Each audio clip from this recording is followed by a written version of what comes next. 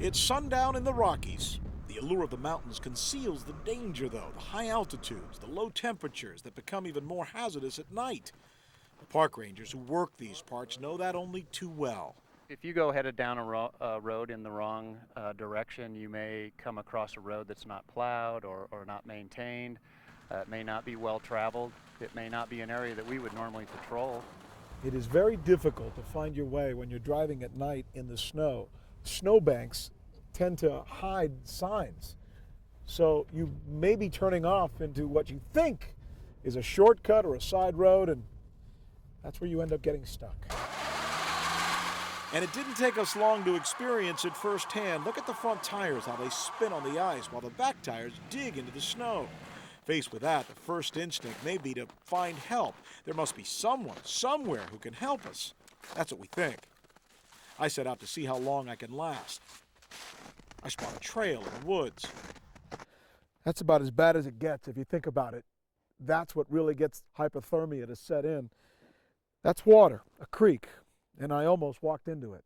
And that would have been serious, because even if you stay bone dry in freezing temperatures, experts say the average person will only survive for 3 hours. 3 hours, that's it. After that, you're going to succumb to hypothermia by passing out and then dying, just like that. You fall asleep. Some people say it's a peaceful way to end your life, but certainly hypothermia is one of the biggest dangers we see in people that are recreating outdoors. I continue my trek. It's getting later and colder. Now I've been walking for about an hour in the woods, and one of the things that strikes you is how still it is out here. You don't hear anything. It's almost eerie. And you think you're going to be able to make good time, but because of the terrain, you're walking uphill, you're walking downhill. It's rugged and it's difficult. And oftentimes you end up walking around in circles because you're so disoriented. Human beings generally don't have an ability to walk in a straight line.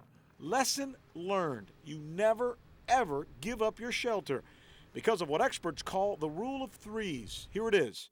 You can survive up to 3 weeks without food, 3 days without water, but only 3 hours without shelter if you're in freezing temperatures. I've survived for about an hour and a half. Now it's time for a new strategy, and I'll show you what it is in the next hour. Rick Sanchez, CNN, Golden, Colorado.